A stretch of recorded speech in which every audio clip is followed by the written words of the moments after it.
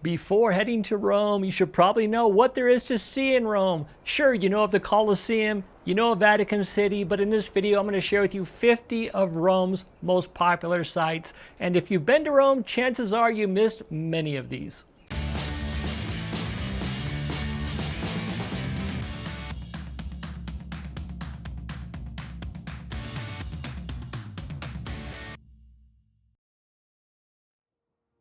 The Victor Emmanuel Monument is considered the largest monument in Italy. And just to give you a little bit of perspective, there's over 7 million walkable square feet, adding up all of the terraces, the interior spaces, the stairs. I mean, that's just massive. Think about your home, 7 million plus square feet, that's over 700,000 meters. Also, that horse right in the center, when it was installed in 1909, they had a dinner party in the belly of the horse where the mayor of the city and 22 other people had dinner actually in the belly. Quite impressive.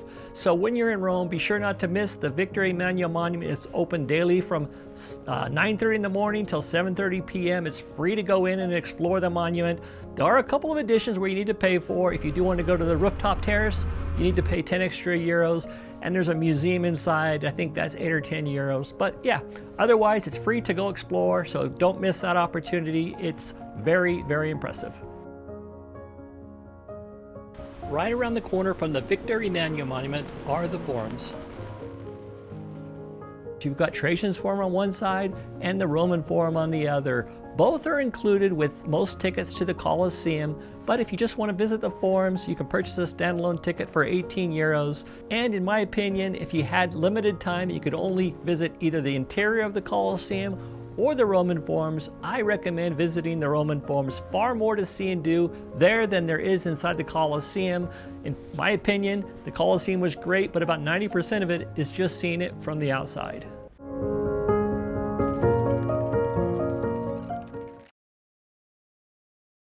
Right next to the Colosseum is the Arch of Constantine.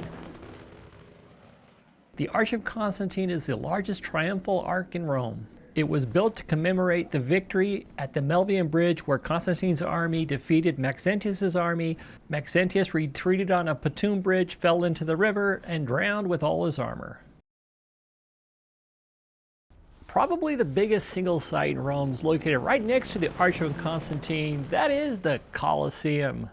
But what you probably didn't know is that more than estimated 400,000 people were killed in the Colosseum, and an approximate 1 million animals. It was a brutal place back in the day. Today, it's one of the biggest tourist attractions in the world. For the best Roman experience, be sure to subscribe to Rozier Roma. A short walk from the Colosseum is La Chiesa di San Pietro in Vincolo, where you're going to find Michelangelo's Moses. But what I bet you don't know is the statue of Moses has horns on his head because of a mistranslation. They mistranslated lights of Re for horns. There you go. That's why the statue has horns. Speaking of Michelangelo, there's one of the most beautiful basilicas about a 10-minute walk from the Moses called the Basilica of St. Mary of Angels and of Martyrs. This was formerly the Baths of Diocletian, and when Michelangelo was in his 80s, one of the last major works he did was help design the old ruins into what is today one of the most beautiful basilicas in Rome. Be sure not to miss it. It's really, really awesome.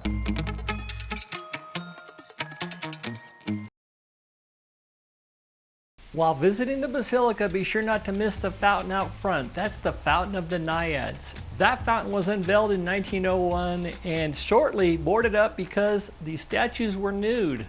And it didn't take long for the Romans to revolt. Within days, they tore down the fence, and now it's one of Rome's most popular fountains.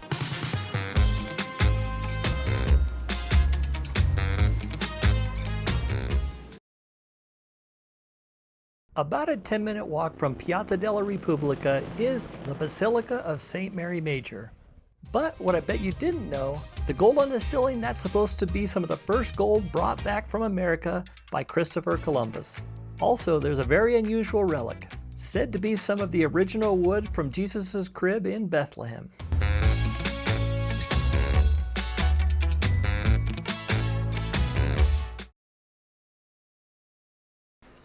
Our next stop is the Basilica of San Clemente. San Clemente Basilica is located not too far from the Colosseum, and that basilica itself is undergoing some major renovation in 2026. But what makes this basilica super interesting is what it sits on top of, or what it was built over. It was built over Roman housing from the 1st century, and then around the 4th or 5th century they built a temple on top of that. And then around the 12th century, they built the Basilica of San Clemente on top of that. So when you're in Rome, be sure to visit the Basilica of San Clemente. The basilica is free, but to go underneath, it does cost around 12 euros. And if you purchase those online, I believe you save 2. So it would be 10 euros. Or maybe it was 8. Anyway, you get the idea. Book it online, save 2 euros. It's either going to be 8 or 10.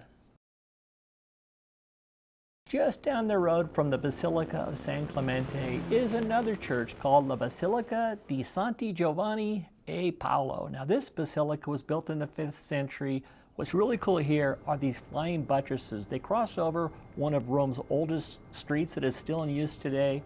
And the basilica was built on top of some Roman housing that you can go down and visit. Similar to the ones we just visited, the Basilica di San Clemente. Not quite as impressive, but still super interesting. It's super quiet in this area, very relaxing. So if you're in the area of the Colosseum and you need a little break from the crowds, head over to the Celio neighborhood. You'll find the peace and serenity you're looking for. Now we're going to head over to Circus Maximus. This is where they used to hold the chariot races. Here's a story you probably don't know. There's a charioteer, one of the best charioteers of all time, the Michael Jordan of charioteering. His name was Gaius Appius Diocles. I may have butchered his name a little bit. Anyway, this guy won over 1,400 races in 24 years, earning him a staggering 35,873,120 sesterces. What's a sesterce? Well, an average Roman at that time made about 1 to 2 sesterces a day. And some people estimate this total winnings in today's dollars to be in the billions. Now let's head over to the Basilica of St. Paul outside the wall. This basilica is built over the tomb of St. Paul, and in 2006 they confirmed his sarcophagus by dating some of the bones found back to the 1st or 2nd century. Not sure it confirmed it was Peter, but the bones were old. Also worth noting, along the ceiling there are 266 medallions of all the popes from Peter onward, and legend has it when they run out of space, that's the end of the world. From what I saw, they have about room for 2 more popes. Now let's head over to the Catacombs of San Calistro. The grounds above the catacombs are just beautiful. In fact, I'm riding my bike right over top of many of those that were buried in the catacombs. There are an estimated 500,000 Christians buried there, and over 12 miles of tunnels stacked over 3 or 4 levels. If you get the chance to visit, they'll take you down. You get to see a small section of it. Quite interesting. The Catacombs of San Calistro offer guided tours only, but it's only 10 euros for an adult, and it's open every day except for Wednesdays from 9 till noon and from 2 to 5 p.m., and the tour takes just under 1 hour.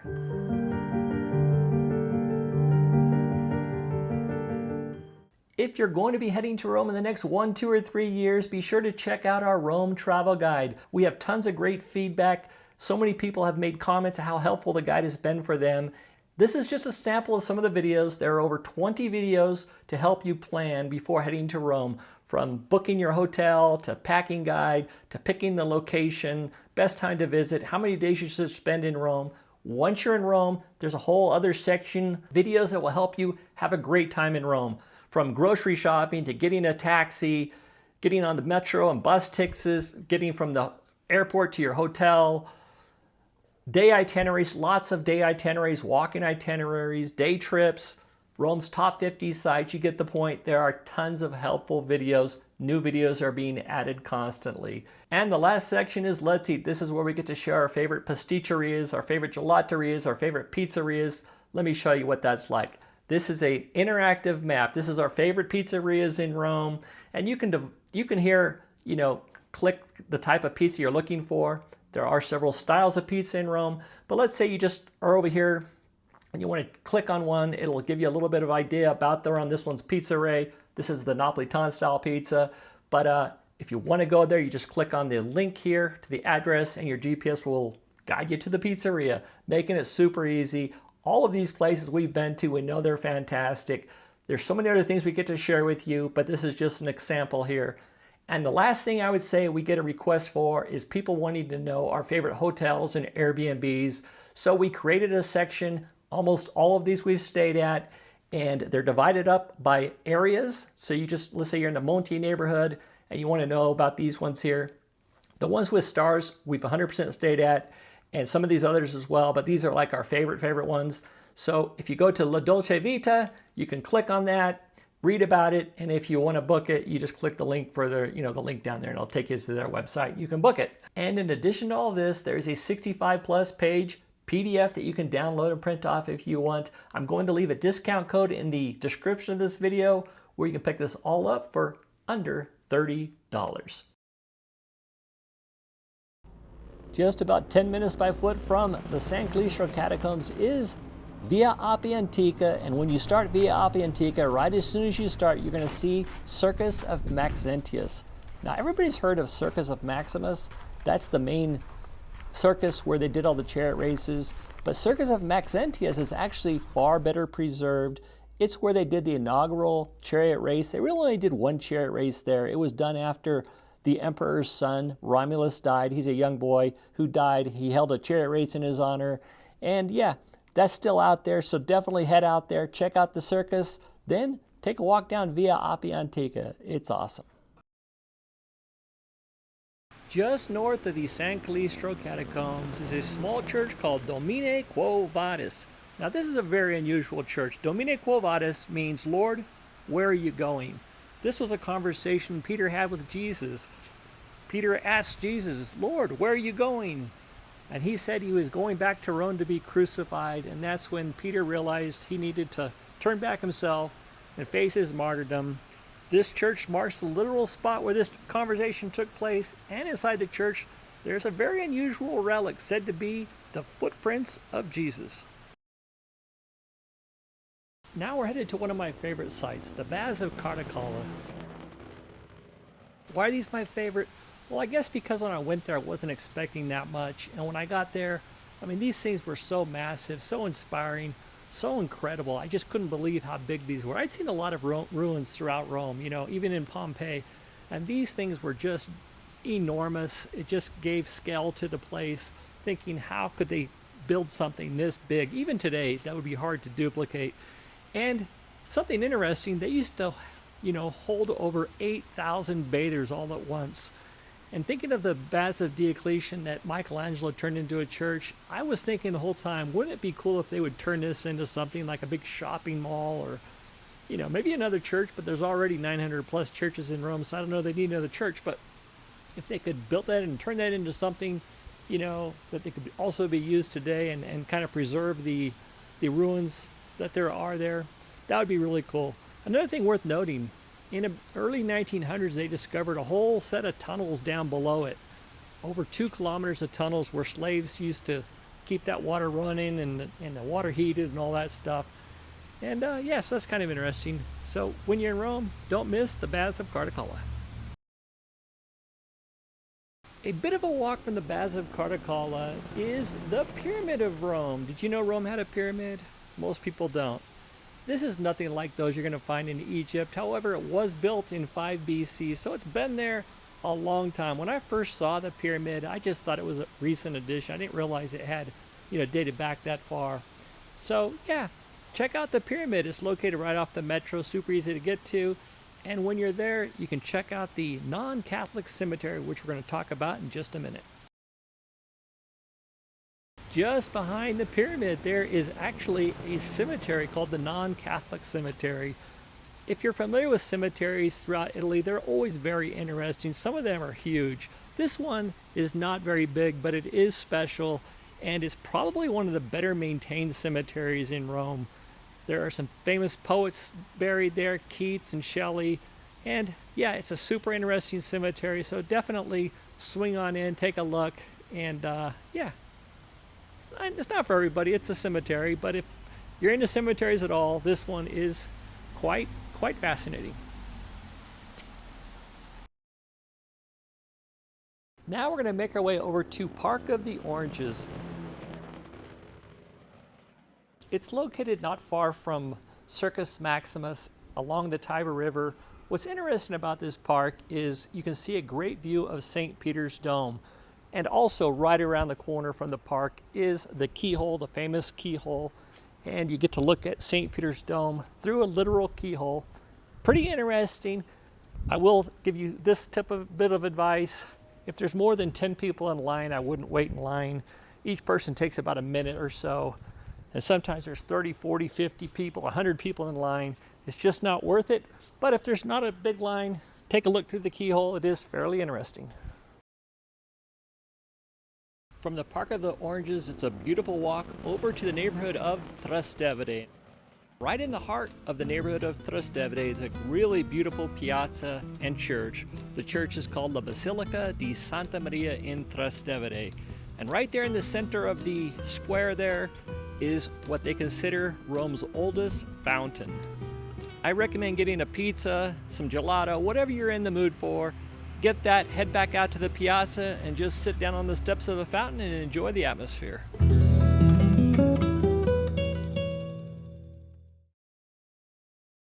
A visit to Rome wouldn't be complete without a stop by Tiber Island.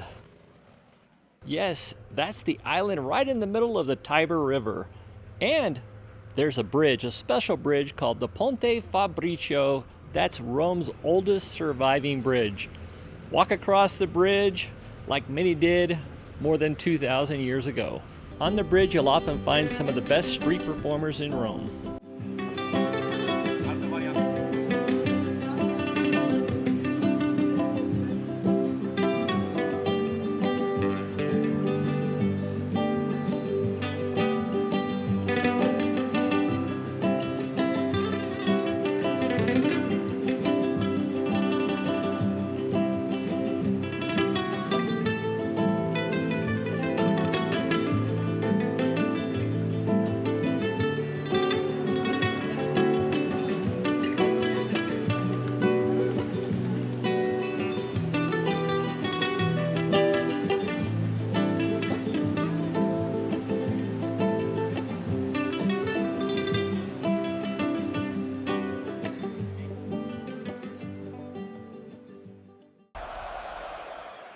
All citizens should subscribe to Rozier Roma.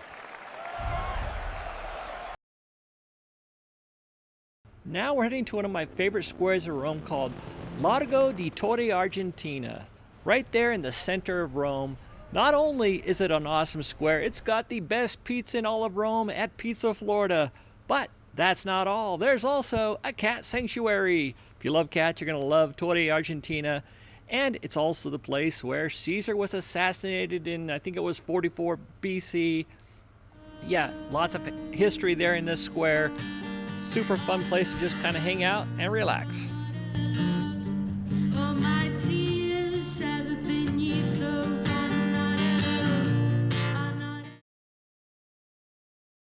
From Largo, Argentina, it's less than 100 meters to one of my favorite fountains, the Fountain of the Turtles.